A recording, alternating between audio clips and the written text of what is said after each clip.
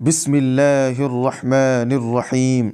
शुरू करते हैं अल्लाह के पाक नाम से जो बड़ा मेहरबान निहायत रहम वाला है। अस्सलामु अलैकुम वरहमतुल्लाहि वबरकातुहू। डियर स्टूडेंट्स, आज मैं इंग्लिश स्पीकिंग कोर्स का लेसन नंबर 4 को लेकर हाजिर हुआ हूँ। डियर स्टूडेंट्स, इस सबक का उन्वान है sentences of order. Sentences of order यानी उर्दू में इसको हम बोल सकते हैं हुक्मिया जुमले। हुक्मिया जुमले, आप इसको इस तरह से समझिए कि हुक्मिया जुमले दो तरह के होते हैं। यानी कभी किसी काम के करने का हुक्म दिया जाता है और कभी किसी काम से रुकने का हुक्म दिया जाता है। जैसे किसी काम के करने का हुक्म दिया जाए, जैसे खाओ, पियो, सो, जागो। ये क्या हुआ? किसी काम के करने का हुक्म दिया जा रहा है। और किसी काम से रुकने का हुक्म दिया जाए, जैसे मत खाओ, मत पियो, मत सो, मत जाओ, मत आओ। ये क्या हुआ? किसी काम के न करने का हुक्म दिया जा रहा है। तो कहते हैं हुक्मिया जुमले दो तरह के होते हैं।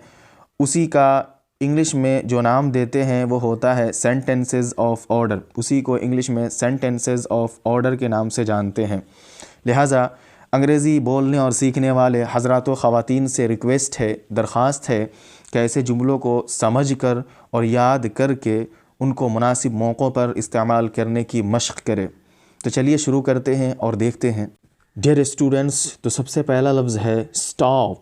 जैसे उर्दू में किसी को बोलते हैं रुको, हम यहाँ आ रहे हैं, रुको तुम यहीं, तो उसको इंग्लिश में बोलते हैं स्टॉप, स्टॉप, स्टॉप। ऐसे ही किसी को बोलते हैं बोलो क्या बात है, बोलते हैं ना बोलो क्या बात है, तो उसको इंग्लिश में बोलेंगे स्पीक, स्पीक, स्पीक, बोलो।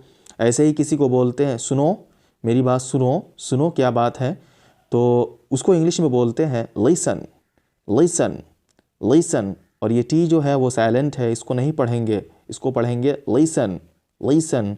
ऐसे ही हम बोलते हैं कि यहाँ इंतज़ार करो मैं आ रहा हूँ, यहाँ इंतज़ार करो मैं आ रहा हूँ। तो यहाँ इंतज़ार करो ये जो लफ्ज़ इस्तेमाल करते हैं उर्दू में, तो उसको इंग्लिश में बोलेंगे wait here, wait here, wait here, यहाँ इंतज़ार करो। ऐसे ही बोलते हैं इधर आओ, उर्दू में बोलते हैं ना इधर आओ, तो उसको इंग्लिश में बोलेंगे come here, come here, come here. ऐसे ही बोलते हैं इधर देखो, इधर देखो, तो उसको इंग्लिश में बोलेंगे look here, look here, look here. ऐसे ही अगला लफ्ज़ है गो अप, गो अप। कहते हैं कि मान लीजिए कि किसी ने आपसे पूछा कि फ़लाँ डॉक्टर साहब कहाँ बैठते हैं, तो आपने कहा कि चौथी मंजिल पे बैठते हैं। तो आपने उनसे ये कहा कि गो अप, ऊपर जाओ, गो अप, ऊपर जाओ, उनसे मुलाकात हो जाएगी। तो उस वक्त आप ये बोलेंगे इंग्लिश में go up, go up, go up, ऊपर जाओ, उनसे मुलाकात हो जाएगी। ऐसे ही अगला लफ्ज़ है बाहर इंतज़ार करो। मिसाल के तौर पर कहते हैं कि कोई आदमी किसी स्कूल के डायरेक्टर साहब से मिलने आता है, तो उनका जो गेट कीपर होता है उनसे पूछता है कि प्रिंसिपल साहब से या डायरेक्टर साहब से मुझे मिलना है। तो वो कहता है वेट आउटसाइड, वेट आउटसाइड, बाहर इंतज़ार कीजिए, वक्त मुकर्ररा पर वो आएंगे, फिर मुलाकात होगी। तो कहते हैं बाहर इंतज़ार करो, ये वाला लफ्ज़ जो वो बोलता है तो उसी को इंग्लिश में बोलते हैं वेट आउटसाइड, वेट आउटसाइड। ऐसे ही किसी को ये कहना है कि नीचे जाओ, तो बोलेंगे go down, go down, go down. ऐसे ही ये कहना है किसी को कि ये सामान ले लो, बोलते हैं ना ये किताब ले लो, ये कलम ले लो, ये कॉपी ले लो, ये चीज़ ले लो, तो उसको इंग्लिश में बोलते हैं take it, take it, take it. ऐसे ही किसी को ये कहना है कि उतर जाओ, जीना से उतर जाओ, बस से उतर जाओ, ट्रेन से उतर जाओ, तो उसको बोलेंगे get off, get off, get off, उतर जाओ, गेट ऑफ, उतर जाओ। ऐसे ही मेरे प्यारे साथियों, जब उर्दू में हम इस्तेमाल करते हैं तैयार हो जाओ, स्कूल के लिए तैयार हो जाओ, ऑफ़िस के लिए तैयार हो जाओ, दुकान जाने के लिए तैयार हो जाओ, तो ये जो बोलते हैं तैयार हो जाओ, उसी को इंग्लिश में बोलते हैं बी रेडी, बी रेडी, या फिर बोलते हैं गेट रेडी, गेट रेडी। इन दोनों में से कोई एक इस्तेमाल करेंगे, या तो बोलेंगे बी रेडी या बोलेंगे गेट रेडी, तैयार हो जाओ। ऐसे ही अगला लफ्ज़ है, कहते हैं किसी को बोलते हैं चुप रहो, खामोश रहो, बहुत ज़्यादा शोर कर रहे हो, खामोश रहो, चुप रहो, तो उसको इंग्लिश में बोलते हैं keep quiet, keep quiet, keep quiet, खामोश रहो, चुप रहो। ऐसे ही बोलते हैं होशियार रहो, मतलब ये है कि रास्ते पे चलो तो होशियारी के साथ चलो, होशियार रहो। तो उसको इंग्लिश में बोलते हैं be careful, be careful, be careful, होशियार रहो। ऐसे ही किसी को बोलते हैं धीरे धीरे चलो, आहिस्ता आहिस्ता चलो, तो उसको इंग्लिश में बोलते हैं गो स्लोली, गो slowly, walk slowly, walk slowly. इसमें एल साइलेंट है, वॉक में एल साइलेंट है, वॉक नहीं पढ़ेंगे, वॉक स्लोली, गो स्लोली, या फिर बोलेंगे वॉक स्लोली। इन दोनों में से कोई एक इस्तेमाल करेंगे, या तो बोलेंगे गो स्लोली या फिर बोलेंगे वॉक स्लोली, धीरे चलो। ऐसे ही बोलते हैं ना फ़ौरन जाओ, कोई सामान कहीं छूट जाता है तो घर से बोला जाता है फ़ौरन जाओ लेकर आओ, तो उसको इंग्लिश में बोलते हैं go at once, go at once, go at once, फ़ौरन जाओ। ऐसे ही बोलते हैं यहाँ रुको मैं आ रहा हूँ, बोलते हैं उर्दू में यहाँ रुको मैं आ रहा हूँ, तो उसको इंग्लिश में बोलते हैं stop hair, stop hair, stop hair, यहाँ रुको। डियर स्टूडेंट्स, बारहा आपके साथ ऐसा होता है कि जब आप रोड पर चलते रहते हैं तो सामने से गुजरने वाला आपसे ये पूछ देता है कि फ़लाँ जगह का रास्ता कहाँ से होकर जाता है, तो आप उसका जवाब देते हैं सीधे जाओ, सीधे जाओ। तो इसको इंग्लिश में आप इस तरह से बोल सकते हैं go straight, go straight, go straight, सीधे जाओ। ऐसे ही आप बोलते हैं कभी कभी चले जाओ, निकल जाओ, भाग जाओ, ऐसे बोलते हैं ना उर्दू में, तो उसको इंग्लिश में आप बोल सकते हैं go away, go away, go away, या फिर आप बोल सकते हैं get out, get out, get out, go away या फिर गेट आउट। दोनों में से कोई एक जुमला ही इस्तेमाल करेंगे, चले जाओ, भाग जाओ, निकल जाओ, ऐसे जुमले के लिए। इसी तरीके से आप जब बर्तन साफ़ करते हैं, कमरा साफ़ करते हैं, तो बोलते हैं अच्छी तरह साफ़ करो, अच्छी तरह साफ़ करो, उर्दू में बोलते हैं, तो उसको इंग्लिश में आप बोलेंगे clean properly, clean properly, clean properly, अच्छी तरह साफ़ कर लो। ऐसे ही आगे बोलते हैं किसी को रोकते हैं कहीं जाने से, तो बोलते हैं मत जाओ, मत जाओ, तो उसको इंग्लिश में बोलेंगे डोंट गो, डोंट गो, मत जाओ, डोंट गो, मत जाओ। ऐसे ही बोलते हैं कि इस चीज़ को याद कर लो, मत भूलना, मत भूलो इसको, इस काम को करना मत भूलना, तो उसको बोलेंगे don't forget, don't forget, don't forget. ऐसे ही आप बार बार बोलते हैं कि पेंसिल मत तोड़ो, कलम मत तोड़ो, बर्तन मत तोड़ो, तो उसको इंग्लिश में बोलेंगे इसे मत तोड़ो। जो उर्दू में बोलते हैं तो उसको इंग्लिश में आप बोल सकते हैं don't break it, don't break it, don't break it, इसे मत तोड़ो, डोंट ब्रेक इट, इसे मत तोड़ो।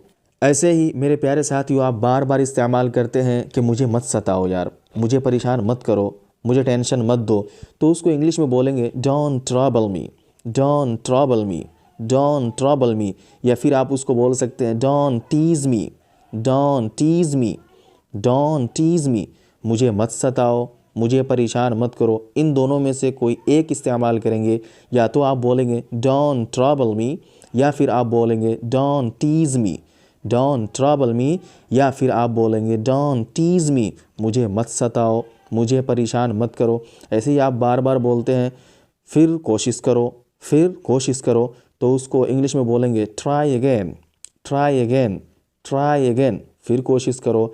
ऐसे ही बोलते हैं आप बढ़िए आगे, आप शुरू कीजिए तो मैं शुरू करूँगा, तो ये जो बोलते हैं उर्दू में आप शुरू कीजिए, आप आगे बढ़िए, तो उसको इंग्लिश में बोलते हैं go ahead, go ahead, go ahead. ऐसे ही आप ये बोलते हैं बार बार बच्चों को मत हिलो, अपनी जगह पर खड़े रहो, तो ये जो बोलते हैं मत हिलो, उसको इंग्लिश में बोलेंगे don't move, don't move, don't move. Dear students, तो ये रहा ग्रुप ए का सबक जो मैंने अभी आपको समझाया और बताया। साबिक़ा निज़ाम के मुताबिक ग्रुप बी के अंदर भी कुछ हम आवाज़ अल्फाज को लेकर हाज़िर हुआ हूँ, तो चलिए देखते हैं कि वो हम आवाज़ अल्फाज क्या क्या है। प्यारे बच्चों और बच्चियों, चलिए कुछ हम आवाज़ अल्फाज को पढ़ते हैं और फिर उनके मानी को सीखते हैं। तो सबसे पहला लफ्ज़ है शेड, शेड, शेड, जिसका मीनिंग होता है साया, और आप जानते हैं साया किसको बोलते हैं। उसके बाद का लफ्ज़ है लेक, लेक, लेक, जिसका मीनिंग होता है झील, जो पहाड़ के अंदर पाया जाता है। ऐसे ही तीसरा लफ्ज़ है सेक, सेक, सेक, जिसका मीनिंग होता है खातिर, के लिए। जैसे आप उर्दू में बोलते हैं कि मैं आपकी खातिर आया हूँ, मैं आपके लिए आया हूँ, तो ये जो आपने कहा आपकी खातिर या आपके लिए, इसके लिए इंग्लिश में से का लफ्ज़ इस्तेमाल करते हैं। उसके बाद का लफ्ज़ है कैन, कैन, कैन। ये गन्ना का मीनिंग होता है इसका, गन्ना जो हम खाते हैं ठंडी के मौसम में, उसको बोलते हैं कैन। ऐसे ही उसके बाद का लफ्ज़ है शेम, शेम, शेम, जिसका मीनिंग होता है शर्म। बोलते हैं ना आपको शर्म नहीं आ रही है, आपकी शर्म कहाँ चली गई है, तो ये जो शर्म व हया है उसी का मीनिंग होता है, शेम का मीनिंग होता है। उसी को इंग्लिश में बोलते हैं शेम, शेम। ऐसे ही बोलते हैं मेल, मेल, मेल, जिसका मीनिंग होता है मर्दाना या मुज़क्कर भी इसको बोल सकते हैं। उसके बाद का लफ्ज़ है सेम, सेम, सेम, जिसका मीनिंग होता है वही, यकसा, एक जैसा। आप बार बार बोलते हैं कि सेम कलम है, इसी तरीके से आप बोलते हैं कि सेम बुक है, तो ये जो बोलते हैं सेम, इसका मीनिंग होता है वही, यकसा, एक तरह का। उसके बाद का लफ्ज़ है नेम, नेम, जिसका मीनिंग होता है नाम। ऐसे ही अगला लफ्ज़ है गेम, गेम, गेम, जिसका मीनिंग होता है खेल। जो आप खेल कूद करते हैं, जिस खेल को आप खेलते हैं उस खेल का नाम कुछ होता है, उसी खेल को बोलते हैं गेम।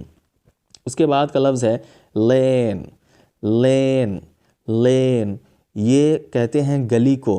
बोलते हैं ना गली कूचों में, यानी कि कौन सी गली में आप रहते हैं, तो ये जो गली है उसी को इंग्लिश में बोलते हैं लेन।